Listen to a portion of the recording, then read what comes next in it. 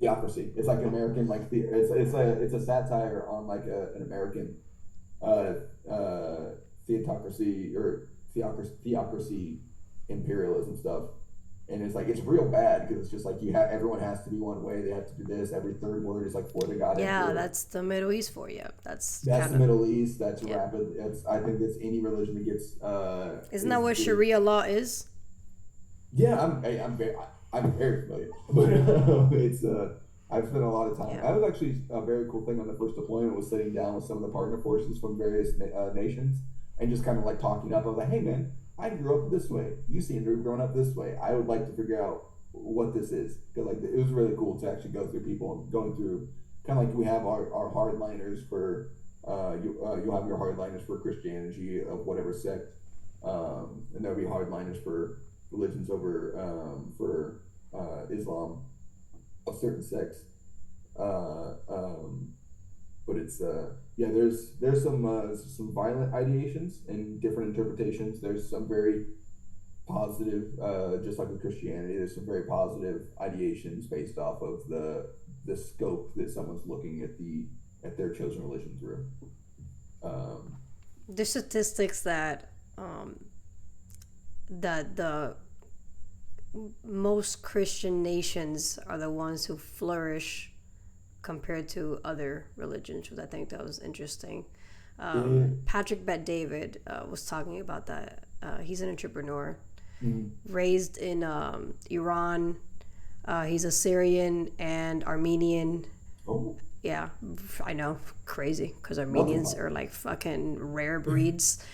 And then he ended up coming over here, and but the guy made a killing of him. He's like now like a, oh, I think he's already net worth of almost a man. I think it's like a quarter billion where he's at right now. Oh, wow, that's awesome. Yeah, that guy's a fucking. I'm reading his second book right now, but he says that when it comes to countries, the countries are. That's my dog. Jesus Christ. I couldn't even hear. Oh, okay. I was like, I heard it. It's so loud. He's trying to get inside. When it comes to countries that are mainly Christian, they flourish easier than other countries like Hindu or Muslim Mm-hmm. or Jewish. Is only one country that's Jewish. But every Yeah, other, there's just one. they do their Yeah, thing. but everybody else. So I thought that was interesting. I was like, okay. I mean, I guess like that's and then that's probably why the founders mainly adopted Christian values Mm. in our foundation. And I was talking to Jackie about that, so I'm going to talk to you about that now. I know you guys are both on the same level as far as like God is concerned, but Mm. she doesn't like that there are politicians that put their beliefs when they do a policy. Right. Like she doesn't like the idea that there are Christian politicians. The majority of politicians actually are Christian. There's a few Muslims, but the majority of them are mainly Well, Christian we're or still a Catholic. predominantly Christian Yeah, nation. We're not. I wouldn't say. I don't like saying that we're a Christian nation, but a lot of the people. yeah, I think it's one of the bigger. I think it is the bigger religion yeah. that's held It through is. people through for a lot of Americans Yeah, it is is. Christianity Yeah, in one version or another. yeah. Um, I don't think that your religious beliefs should drive how if you're you have responsibility as a public servant, that your beliefs should be you should do the best you can for your constituents in the best way that you see it going forward. I think at the base of things, that's how politicians should act. It shouldn't be for personal gain, it shouldn't be for political gain, it shouldn't be for monetary gain. It should be to like I want to help take care of the people in my area the best way that I believe I can. So for someone that's Catholic is going to look one way. For someone that's Baptist, it might look another. For someone that's follows the Quran, it might look one way. For a Jewish man or a man or woman, it might look another way. For a Buddhist, it'll go all the way. It can go different, and maybe we can run down that list of through whatever religious scope that someone is looking for as a base of their beliefs. How that'll be how they kind of go forward to structure their policy and support of their constituents. There, I think there are people that will use the name of something to justify their personal wants or their political wants. So you'll have right now you have the Oklahoma Secretary of Education who's mandating Bibles be in all the public education schools, which is not great. I wouldn't want someone to tell me I need to have one religious book in a classroom if I was not of that belief. I'd feel a little insulted. So I don't think that we should push that. If religion should be taken care of at home, not in the education system, unless you're going to like I went to a private Christian school growing up. Um, But why that belief when we were when Christianity was in the school system? Like it's not it, like we never were, They were in the school system and so then they decided to just remove it. I know why they did it. yeah, There was Muslims that were like, oh no, I'm Muslim. I don't yeah, want to have the commandments here. That's not what we yeah. believe Or in. you'd have your Jewish students that are like, hey, I don't really like I'm doing this thing over here. I don't really want to have Like to I focus on understand that something. concept, but at the end of the day, like what's wrong with talking about God to kids? It's not like our religions don't believe in a God. They just Right. call it something different, but they still believe that there is a God. So do you think that it would be so like say we'll take Oklahoma. Would it be okay if there was a Muslim teacher that was talking about their beliefs there and like had that in the curriculum? Would you feel as comfortable, or was it just the just like a Christian teacher voicing their beliefs?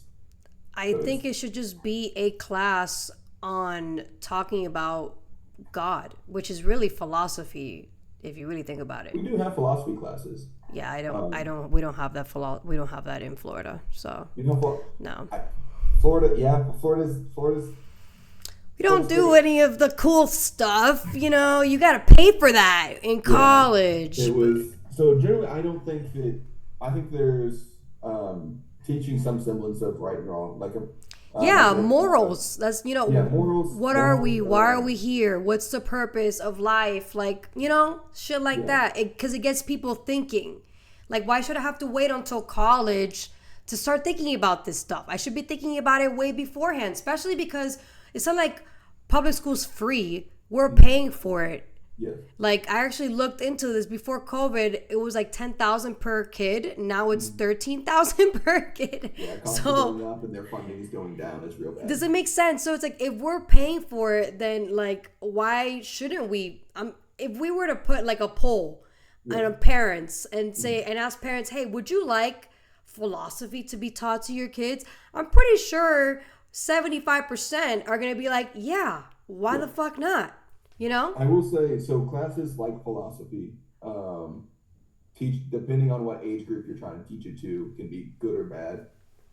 Middle school's I a was good a teenager time. once, and I remember that I thought I knew a lot of things that I definitely didn't know. Middle school's a good time though. I Middle like school, I think it's a great introductory time, but yeah. I think a lot of the responsibility of a child's morality, that's a household responsibility. I But don't think that's a government. they talk to them about like sex in 6th grade and We in do sex 7th grade. ed.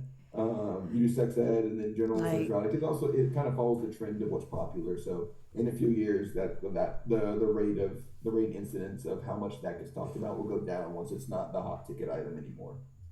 There was a time when it was the thing that people were iffy about being talked about in school was whether or not it was okay to have white people and black people in school, and that was curriculum, or like it was talked about curriculum at the time. That was but like 60 years ago, maybe it's less. crazy. That was not Um, yeah, that wasn't that long ago. so it follows the time. It follows the popularity of the culture at the time. In another 5 to 10 years, it'll be a different thing. It'll be a different thing. Just the hot ticket of like, hey, I don't want them to talk about this in school anymore. But I think that just because of the developmental stages of a child's life in mind, I don't think that I would want the basic structures of morality being like, hey, like this is what this means. I think that's okay to learn in a classroom setting, but I think that that's if we're expecting that to be done by teachers, I don't think as a parent, I don't think that's what I want because if I don't have the same beliefs that the teacher does, I don't think that that's I don't want to I wouldn't want that being impressed upon my kid or kids. I mean, that's why you put a vote on it, just like how they put a vote on uniforms. Like I don't know how it is over how anywhere else, but in Florida, it used to be that you didn't have to wear a uniform. Right. And then they put it on a vote, and then the majority of parents were like, "Yeah, we prefer uniforms because they save a lot more money that way. You don't have Yeah. to be like getting new clothes and shit for your kid. Everybody Yeah. looks the same." So it could be the same way when it comes to the curriculum. At the end of the day, we're paying for it, so why Right. can't we have the power as to what our kids are being taught? Well, Do you we guys do have have school a small choice? building. Because I know in Florida Mhm. there's school choice Of like where the kid where where your you kid can can take go the to. kid. Yeah. Do you Yeah, guys? and with me being active, I get or active duty. There's also like there's a military version of that it's like, hey, I know I live in this part of town, but I really want my kid to go to this public school, so we can do that. It's kind of nice. Like Okay. the kids my school go to is I like it. It's not the highest rated school, but my oldest daughter goes there, and it's just like like it's a you, when you step into a school to like bring your kid there for the first time and you get a good feeling about it, just like like on your insides, you're like, all right, this is a cool thing. I got a good vibe of all the teachers and the staff there, so I think that's cool. But back to voting on what's taught in the school. So even if we do vote on like, hey, I do want this like we can say I want Bible 101 to be taught, but then you have to not only do you have to mandate that be taught, then you then have to figure out a way to involve that into the curriculum, a way to regulate it, a way to make sure that it's right, because it could you don't just want someone that's going in there that's not that isn't vetted, that isn't properly learned in the way of teaching or the subject they're teaching. I don't think I wouldn't want a guy teaching my kids physics that can't do basic long division. So it's Yeah. you have to look at all those. But I think the great responsibility of religious teaching should fall at home, because that's where that's going to be nurtured the most, not in school. I think school's a great place to. Jackie actually sent me like a learning quiz for one of her classes the other day, and it just kind of goes through like it kind of like just shows you through asking these really weird and really fucking wordy questions that it's just mental masturbation. Whoever the fuck wrote this, they just wanted to use as many big words as possible to feel smart, but it just God. kind of No. yeah, it's bad. I'll ask her to send it to you, and you can go through it. And you're like, well, it's like this. These words together in a sentence mean nothing, but God. it kind of breaks down like how you think learning should be done in a school. And like the way when I took it, mine was like you should learn the basics and build a foundation. That way, if a child does decide to um, go further in their educational career, that they can have a better base and foundation to go off of. I don't. There were some answers on there that some people do want um, philosophy and morality to be taught, but like when you have that on the table, you have to be like, all right, cool. Do I want my philosophy to be taught, or do I want philosophy in general? Do I want someone else's philosophy? Like And then if you're the basic, Plato's Republic, John Locke, the Aristotle, obviously in the basic sense because you're teaching kids, yeah, but it's just things that they should know in advance. You shouldn't have to wait until you're a freaking adult to learn about Plato. Like I didn't know what the yeah, hell that guy was and that's because I chose to study philosophy when I was doing politics. If it wasn't for me wanting to do that, I wouldn't have known who the hell Plato even was.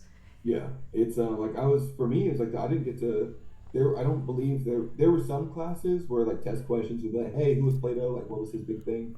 But it was more of just like I think kind of leaning honestly to what I said earlier, where it's just kind of like a base of like you're now aware that this knowledge is out there. So if you heard about that class and you want to go learn more about it, that you have that choice. Because like I'm still a big reader. Me too. I was a big reader as a kid in school. I would get in trouble in class for having my nose in the book. I'm like, well, at least I'm not setting anything on fire or jumping cars like I want to right now. So like, this is probably better than what I want to be doing. But I always had my nose in the book, just trying to like learn as much about like whatever my special or piqued interest was at the time. So like for a little bit, it was like the Odyssey, and then after that, I was like, I have to understand a lot of the Odyssey. Oh I'm gonna have wow, to go and yeah, no, understand I I like I Plato and can't Aristotle, things I like can't that. read the Odyssey. Oh, Oh it's such a man, good read. I can't.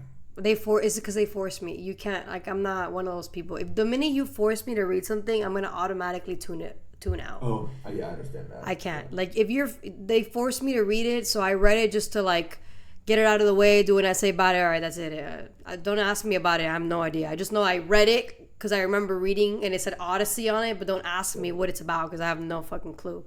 Oh, I remember going into like seventh grade. They made me read like a John Grisham book, and he writes books that like pertain a lot of time like to the courts and like law and things like that. I'm like in seventh grade, you're making me read this book, which like I from everyone what everyone says they're like these books are really good. I'm never gonna read one of his books out of choice ever, just because like how bad it was to try to get through that as a seventh grader that does not understand a lot of like nuance in the story.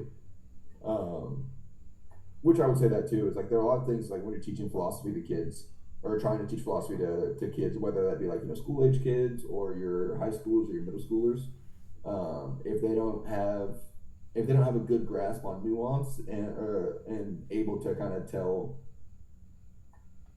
it's like if I say that the curt it's like what was it the thing that we all made fun of when we were kids? It was like it's like the your English teacher asked you why the curtains were blue in the book and why the author felt that was important to say and like being able to kind of expound on I that exercise love that everyone hated. shit. I freaking love that. Oh my god, math is Yeah, not my subject. So like anything that's like why do you think this happened? And anything that's along those lines? Yes. those are fun. I Yes. enjoy it. So we can kind of explore and like and Yes. click around and talk to Yeah. people that. The best was like it happens in class and someone disagrees with what you thought it meant, and it's like, oh, you are mine for the next 39 minutes. But that's It's the just fun so about it. But that's not really a thing that's happening in school. Like there's like the idea of giving the power to the parent in order for the parents to fund their kids' education is really what should be. Like if we were to tell all the parents, all right, the $13,000 that you guys all get, we're giving it back to you, and you guys get to decide how you want to manage that when it comes to your kids, yeah. whether it's homeschool, whether it's charter school, whether it's private school, but you get to make that decision. It shouldn't be the government making the decision for you.